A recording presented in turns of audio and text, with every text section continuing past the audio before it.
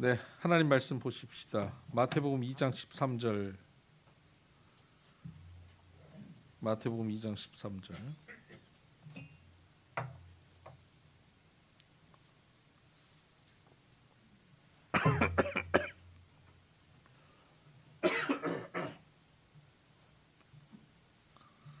자, 하나님 말씀 읽겠습니다. 그들이 떠난 후에 주의 사자가 요셉에게 현몽하여 이르되 헤롯이 아기를 찾아 죽이려 하니 일어나 아기와 그의 어머니를 데리고 애굽으로 피하여 내가 내게 이르기까지 거기 있으라 하시니. 아멘. 오늘 이 말씀으로 복된 성탄이라는 제목 가지고 함께 말씀을 나누겠습니다. 예수님이 오신 날 성탄절은 참으로 복된 날입니다. 모든 인류에게 복이 되는 날입니다.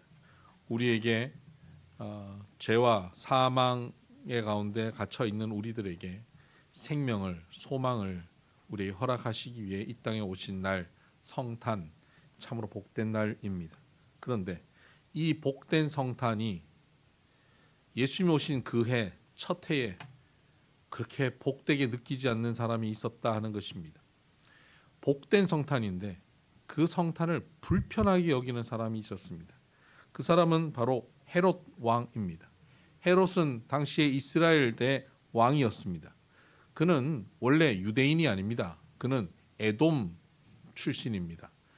에서의 후예이죠. 에돔 출신이어서 유대인들은 그를 이방인으로 여겼습니다.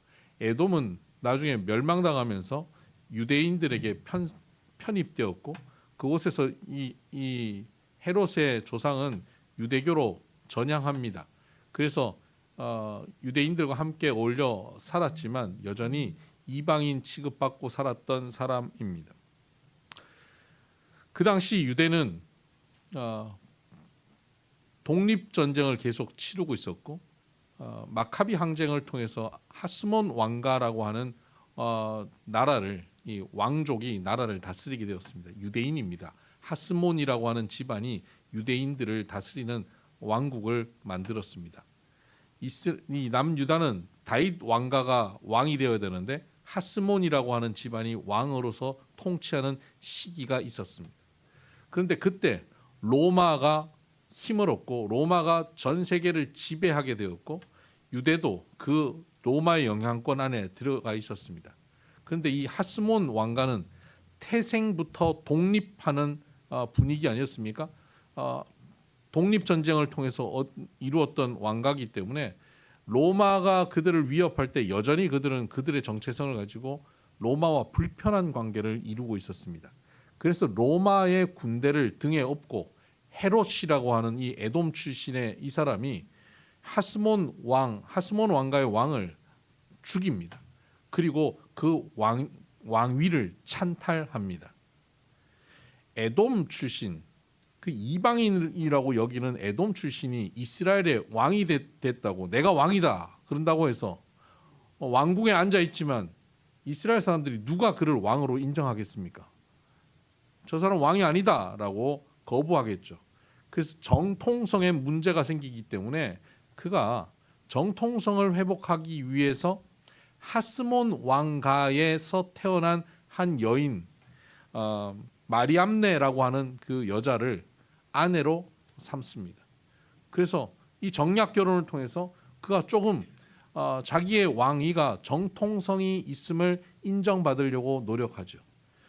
그렇게 하면서 이 사람은 로마의 카이사랴 또 옥타비아누스 이런 황제들이 이어가면서 황제가 되었을 때 그들의 도움을 받아서 로마와 좋은 관계를 통해서 권력이 점점 강화되어 갑니다. 권력이 점점 강화되어 가니까 이제 자기 권력에 방해되는 이 하스몬 왕가 사람들을 하나씩 제거합니다. 먼저 자기의 장모되는 아내의 어머니인 장모를 죽입니다.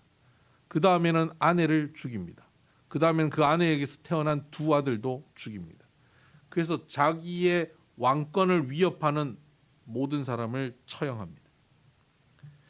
헤롯은 이제 강력한 왕권을 가지게 되었습니다. 이스라엘 안에서 그의 왕권을 위협할 사람은 없었습니다.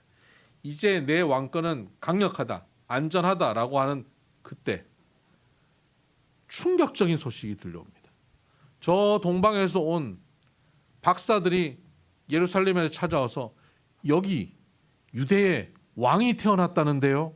라고 묻는 겁니다. 메시아가 태어났다면서요. 유대인들이 그토록 기다렸던 그 메시아가 여기서 태어난 것 아닙니까? 라고 물었습니다. 헤롯과 그 신하들은 충격을 받습니다. 성경은 그 사실을 헤롯과 신하들이 소동한지라라고 기록하고 있습니다. 불안해하고 떨고 호들갑을 떨기 시작합니다. 왕이 태어났다고? 어떻게 여기 왕이 태어났지? 내가 왕인데. 왕이 태어나면 안 되는데. 이게 어떻게 된 일이야? 하고 그 왕에 대한 근거를 찾습니다. 대제사장과 율법학자들을 모았습니다. 야, 성경에 왕이 태어난다고 기록된 게 있냐? 예, 많습니다. 왕이 태어난다고 약속하셨습니다. 메시아가 온다고 말씀하셨습니다. 그럼 메시아가 어디서 태어나느냐? 베들레헴에서 태어난다고 기록되어 있습니다. 왕은 베들레헴에서 태어난다는 소식을 듣고는 긴장합니다. 내가 왕권을 강화하기 위해서 이렇게 노력하고 이렇게 애를 쓰고 손에 피를 묻혀가면서 왕권을 강화했는데 이제 태어나는 왕, 그는 사람이 세우는 왕이 아니라 하늘에서 만드는 왕이라고 오래전 성경에서 기록된 700년 전에도 기록되었던 바로 그 메시아가 지금 태어났단 말인가? 얼마나 불안해졌겠습니까? 그래서 그 왕을 없애기 위해서 베들레헴에서 최근 2년 사이에 태어난 모든 남자아이들을 죽이는 유아 학살 계획을 세웁니다. 그때 베들레헴에서 태어난 예수님, 그 예수님의 아버지인 요셉에게 천사가 현몽하여서 말합니다. 오늘 우리가 읽었던 내용입니다. 그들이 떠난 후에 주의 사자가 요셉에게 현몽하여 이르되 헤롯이 아기를 찾아 죽이려 하니 일어나 아기와 그의 어머니를 데리고 애굽으로 피하여 내가 내게 이르기까지 거기 있으라 하시니 너는 아기를 데리고 애굽으로 피하라 라고 말씀하신 겁니다. 복된 성탄인데 헤롯은 전혀 복되지 않는 성탄이었던 것입니다. 불편한 성탄이 된 것이죠. 뿐만 아니라 헤롯이 이렇게 불편해하니까 복을 주기 위해서 이 땅에 오신 예수님조차도 불편해진 성탄이었습니다. 그래서 예수님은 애굽으로 피신할 수밖에 없는 상황이 된 것입니다. 헤롯도 불편한 성탄이 되었고 예수님도 불편한 성탄이 되었습니다. 왜 이토록 예수님의 오심이 불편해졌을까요? 그것은 헤롯의 왕권의 문제였기 때문입니다. 헤롯은 자신의 왕권을 지켜야 했습니다. 자신이 왕인데 이 왕권을 다른 누군가에게 주기 싫었던 것입니다. 그래서 예수님을 거부합니다. 거역합니다. 예수님의 오심을 누구보다도 환영할 수 있는 위치에 있었습니다.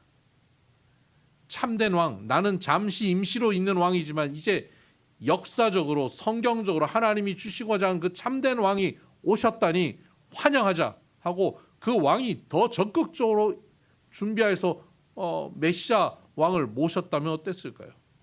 그런 위치에 있을 수 있었던 헤롯이 유아 학살을 통해서 가장 불편한 성탄으로 만들어 버렸던 것입니다.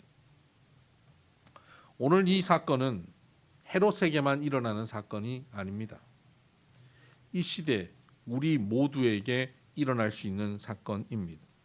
왜냐하면 오늘도 예수님은 성령으로 우리에게 오십니다. 성령으로 오셔서 우리에게 임재하시고 우리의 왕이 되시기 원하십니다. 우리를 다스리시고 우리를 통치하시기 원하십니다. 그래서 우리의 삶이 예수님이 다스리시는 하나님의 나라가 되게 하기 원하십니다. 그런데 우리의 삶의 왕은 누구입니까? 왕은 나입니다. 내가 왕입니다. 오늘 우리 교회 잠깐 방문한 우리 고여찬 목사님 둘째 딸이 우리 현아인데 몇 학년이냐 물었더니 중2입니다. 중2는 이제 사람이 왕권을 찬탈하는 시기입니다. 그동안 부모가 왕이었는데 이제는 내가 왕이다. 왕 나는 왕이다 이거예요. 내가 왕이다. 그래서 밥도 내가 먹고 싶을 때 먹고 잠도 내가 자고 싶을 때 자고 공부도 내가 하고 싶을 때 하니까 아직 내가 하고 싶을 때가 아니다 라고 얘기하는 시기가 중2입니다. 우리는 그 왕위를 찬탈하는 시기를 사춘기라고 부르죠. 그 과정을 거치면서 우리는 왕이 됩니다. 우리 모두 왕이 될 상입니다. 그렇게 왕이 되었고 여왕이 되었습니다. 성경은 이런 왕들이 가득한 세상을 이렇게 표현합니다. 당시에 이스라엘에게는 왕이 없었으므로 각자가 자기의 소견에 옳은 대로 행하였더라. 사사시대를 말하고 있습니다. 그 당시에는 하나님이 왕으로 다스리는 시대인데 그들이 하나님을 왕으로 인정하지 않고 각자가 자기의 소견에 옳은 대로 행하는 모두가 왕이 되어버린 시대였습니다. 모두가 왕이었습니다. 지금 우리가 사는 이 시대가 그렇습니다. 우리는 모두가 왕입니다. 여러분, 여러분의 가정에서 누가 실권을 장악하고 있습니까? 남편입니까? 아내입니까? 아내다라고 생각하는 남편은 그 실권을 언젠가 내가 빼앗아 오려고 호시탐탐 노리고 있을 것입니다. 빼앗기면 안 됩니다. 어느 날 계엄령이 선포될 수도 있습니다. 여러분 염려하셔야 됩니다. 우리의 왕권은 언제나 찬탈당할 수 있습니다. 내가 경제력을 잃어버리는 순간, 내가 질병에 걸리는 순간, 내가 힘을 잃어버리면 그 왕권을 빼앗기기도 합니다. 그래서 스스로 왕이 되려고 애를 쓰고 이것을 빼앗기지 않으려고 우리는 자존심을 가지고 살아가려고 합니다. 조금이라도 누가 나를 무시하면 큰 소리치고 흥분합니다. 화를 냅니다. 다툽니다. 싸웁니다. 뿐만 아니라 내 삶에 내가 추구하고 내가 계획했던 일들이 이루어지지 않을 때 우리는 실망합니다. 그 일을 내 뜻대로 이루어야 하는 것 때문에 욕심을 내고 그것 때문에 갈등하고 고민하고 염려하고 불안해합니다. 왕으로서 우리가 가지고 있는 고민들입니다. 그래서 우리는 내가 왕이 되었는데 우리의 삶은 늘 불행합니다. 내 마음대로 되는 게 없기 때문입니다. 내 마음대로 되면 잘 될 것 같았는데 뭔가 된 것 같아도 행복하지 않습니다. 허무합니다. 만족이 없습니다. 기쁨이 없습니다. 여전히 나의 욕심은 채워지지 않습니다. 나의 감정은 불안합니다. 나의 자존심은 언제나 상합니다. 내가 내 삶의 왕이 되었고 그 왕권을 내가 유지해 가려고 하니까 그토록 고통스러운 것입니다. 요한복음 1장 11절에는 이렇게 말씀하고 있습니다. 예수님께서 자기 땅에 오매 자기 백성이 영접하지 아니하였다라고 말씀하고 있습니다. 예수님은 이 땅에 왕으로 오셨습니다. 남의 땅에 오신 게 아닙니다. 자기 땅에 오셨습니다. 예수님은 저와 여러분에게 지금 오셨습니다. 남의 심령에 오신 게 아닙니다. 예수님의 심령에 오신 것입니다. 여러분의 인생에 오신 것이 아니라 예수님의 생명에 오신 것입니다. 우리는 죽었고 그 죽은 우리들에게 예수님의 생명을 주셨고 그곳에 예수님이 오신 것입니다.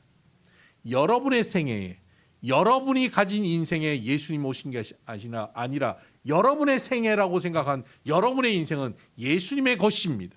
그곳에 예수님이 오셨습니다. 예수님의 땅입니다. 예수님의 생명입니다.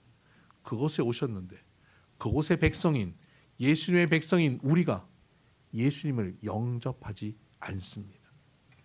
예수님을 왕으로 인정하지 않습니다.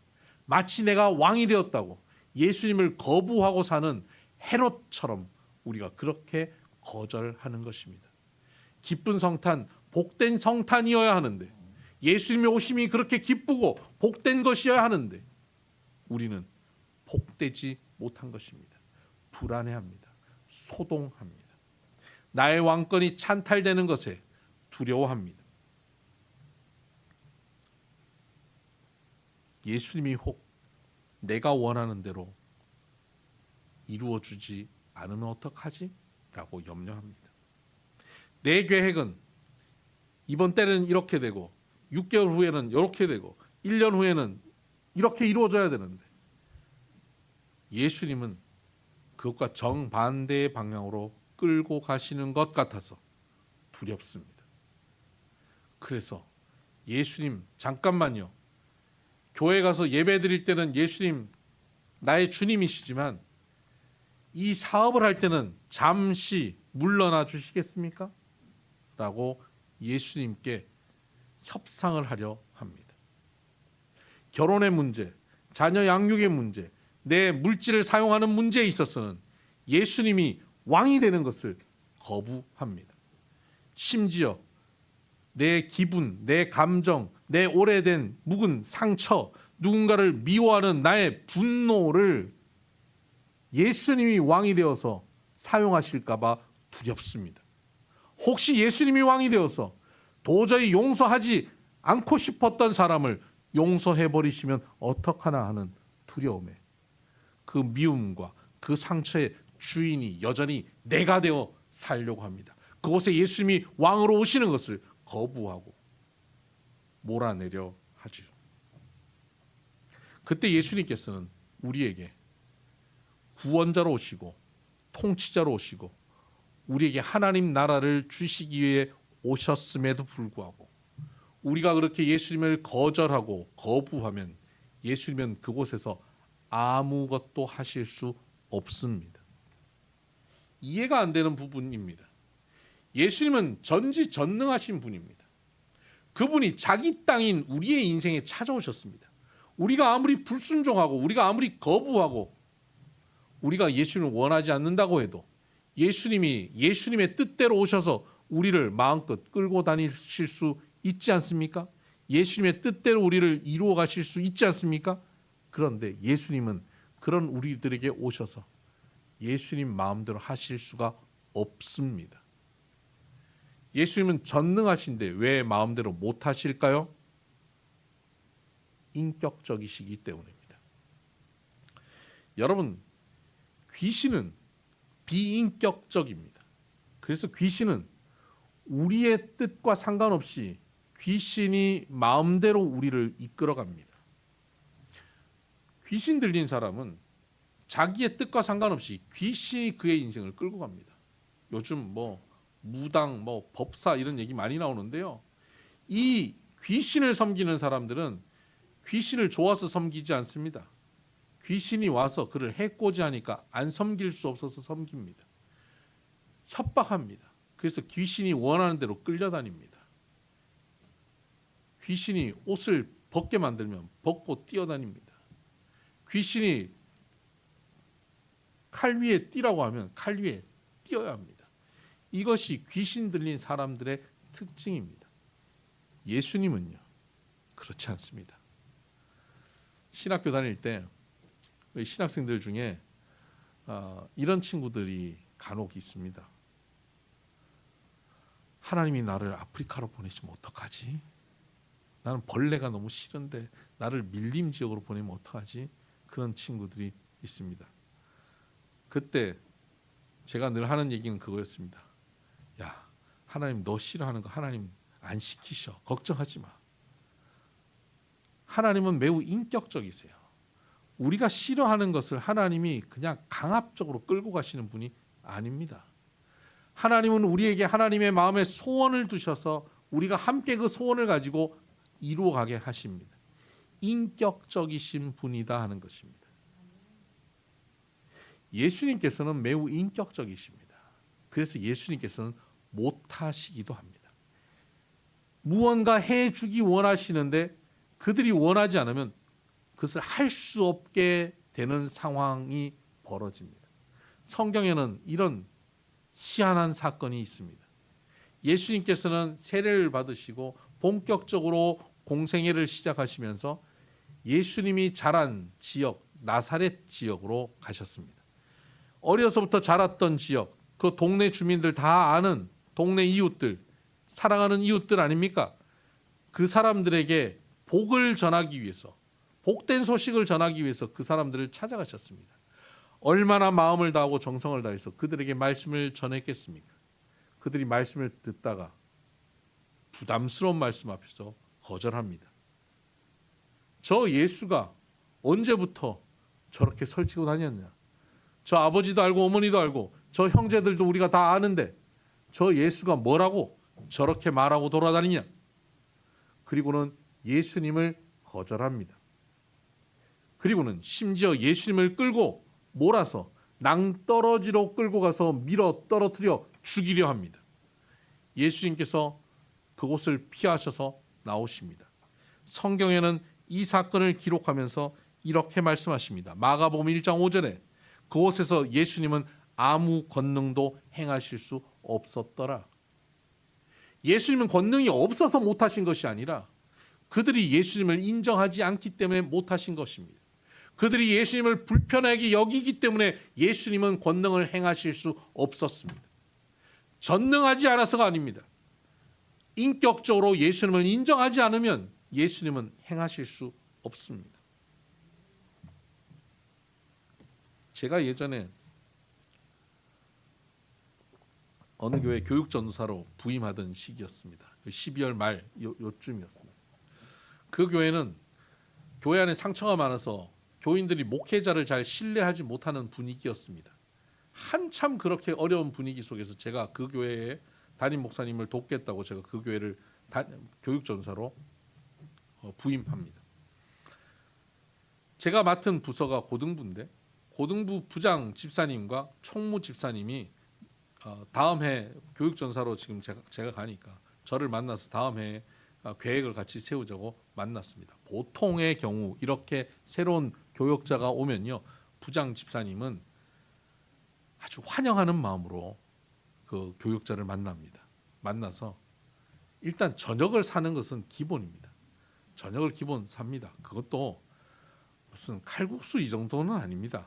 최소 일단 고기여야 됩니다. 뷔페든가 회든지 이 정도는 기본인데 저를 교회에서 보자 그래요. 식당이 아니라. 그래서 교회를 갔더니 교회 어두컴컴한 식당, 교회 식당, 난방도 잘 안 된 그 식당에 저를 부르더니 그 남자 집사님 두 분이서 커피 한잔 하실래요? 저녁도 안 먹고 온 저에게. 커피 먹고 밥 먹으러 가나 싶었어요. 자판기 커피를 하나 빼갖고 와서 툭 놓더라고요. 놓는 것도 이렇게 놨어요. 그리고는 어떻게 하실 건데요? 한번 말해보세요. 이런 식이에요. 어떻게 할 건데요? 내년에 어떻게 하실 건데요? 제가 의욕적으로 이렇게 할 겁니다. 그럼 우리 다 해봤는데 뭐 별거 없던데요. 이런 반응이에요. 제가 그런 부서에 교육전사로 부임했습니다. 제가 설교할 내용이 얼마나 많았는데요. 제가 그들을 위해서 기도할 게 얼마나 많았는데요. 그들과 함께 할 프로그램들이 얼마나 많았는데요. 아무것도 할 수가 없었습니다. 뭘 하자고 얘기할 수가 없었습니다. 첫 주 예배를 드리고 집에 가서 울었습니다.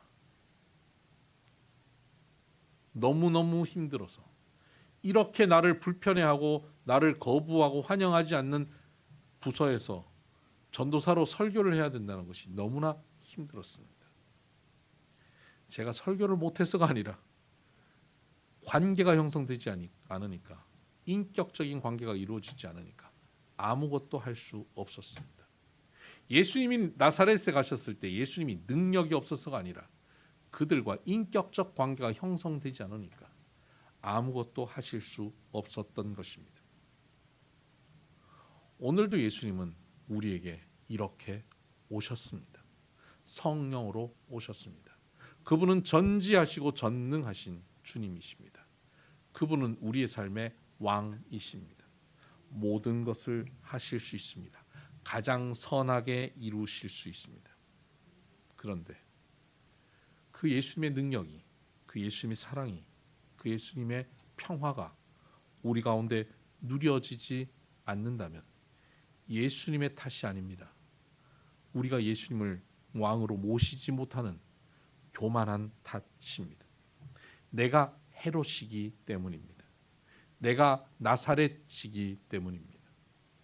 내가 내 욕심과 내 경험과 내 고집과 내 아집으로 똘똘 뭉쳐서 왕권을 예수님께 내어드리지 않기 때문입니다. 왕권을 예수님께 내어드리기만 한다면, 예수님을 온전히 모시기만 한다면 그 능력은 우리에게 놀랍게 나타납니다. 성경에는 참 놀라운 사건이 또 하나 나옵니다. 예수님의 능력이 나타나는 사건입니다. 예수님께서 축복을 하고 기도를 하고 선언을 하셔서 예수님의 능력이 나타난 게 아닙니다. 예수님이 아무런 의도도 가지지 않는데 예수님의 능력이 나타나는 사건이 있습니다. 예수님이 길을 갑니다. 무리들이 예수님을 애워쌉니다. 모두 다 예수님께 복을 받기 위해서 예수님께 다가갔습니다. 그때 12의 혈루증을 앓은 여인, 피가 모자라 힘이 없어서 사람들 사이를 비집고 들어갈 힘이 없는 사람, 그 여자가 12해 동안 많은 의사들을 만났지만 소망을 잃어버리고 재산도 다 잃어버리고 가족들로부터도 그가 버림받은 것 같은 그런 삶을 사는 그 여인이 그 무리를 비집고 들어가서 예수님이라고 부를 힘도 없었고 지쳐있는 그의 마음에 한 가지 믿음, 저 예수님의 옷자락만 붙잡아도 고침을 받을 것이다라고 하는 그 믿음으로 예수님 옷자락을 만집니다. 그때 예수님의 능력이 그에게 나타납니다. 그는 병의 근원이 마르고 힘을 얻어 일어납니다. 그 순간 예수님께서 걸음을 멈추십니다. 누가 내 옷자락을 만졌느냐? 제자들이 황당합니다. 예수님, 모두 다 애워쌌습니다. 누가 옷자락을 만졌는지 어떻게 합니까? 나도 만졌고 쟤도 만졌습니다. 아니다. 내 능력이 나에게서 나갔다. 예수님의 능력이 나오게 하는 옷자락을 만진 사람이 있다는 것입니다. 그때 그 여인이 일어납니다. 그리고 그 상황을 설명합니다. 예수님께서 말씀하십니다. 내 믿음이 너를 구원하였다. 예수님의 능력이 구원하였습니다. 그런데 예수님의 능력은 우리 모두에게 주시기 원하는 능력입니다. 그럼에도 불구하고 헤롯에게 그 능력이 나타나지 않고 나사렛에게 나타나지 않고 많은 무리들에게 나타나지 않지만 이 여인에게 나타났습니다. 왜일까요? 믿음으로 예수님을 인정했기 때문입니다. 예수님을 환영했기 때문입니다. 예수님을 원했기 때문입니다. 그래서 예수님의 능력이 그에게 나타난 것입니다. 오늘 예수님은 성령으로 우리에게 와 계십니다. 그런데 그 능력이 나타나지 않습니까? 왜일까요? 내가 왕이 되어 있어서는 아닐까요? 예수님이 오심을 불편해하는 불편한 성탄을 맞이하고 있기 때문에 그런 건 아닐까요? 오늘 여러분 성탄이 불편하십니까? 복되십니까? 아니, 예수님은 여러분에게 오신 것이 불편하실까요? 복되실까요? 여러분 안에 계신 성령께서는 여러분 안에 거하시는 것이 불편하실까요? 평안하실까요? 로마서 8장 26절을 한번 찾아볼까요? 로마서 8장 26절입니다.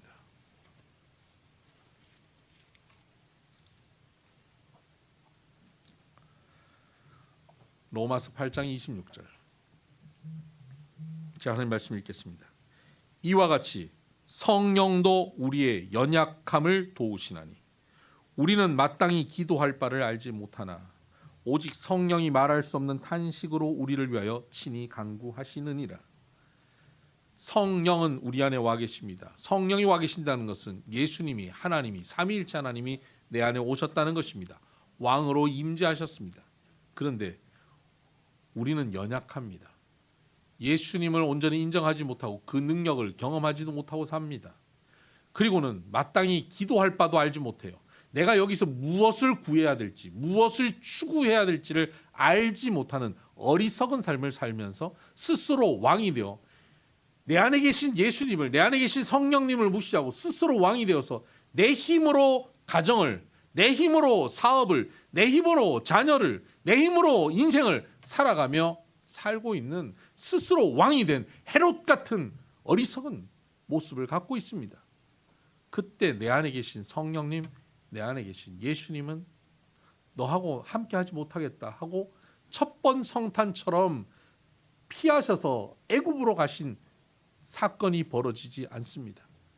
예수님은 피하지 않습니다. 내 안에서 불편하게 동거하십니다.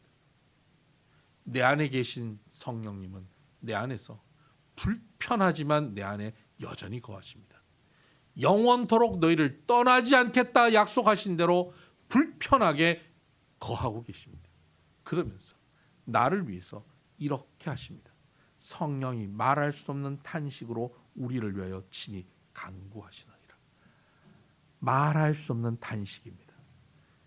여러분, 무언가 말하고 항변하고 따지고 하고 싶은데 너무 억울하고 너무 답답해서 그것이 말로 문장으로 형성되지 않아서 울음밖에 나오지 않는 그런 경험을 해본 적이 있습니까?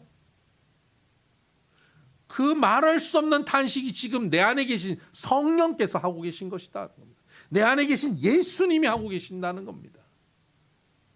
내가 예수님을 왕으로 인정하지 않고 그분을 환영하지 않고 모시지 않기 때문에 내 안에 계신 주님은 내 안에서 말할 수 없는 탄식으로 문장이 형성되지 않는 그 답답함으로 나를 위해 간구하고 계십니다.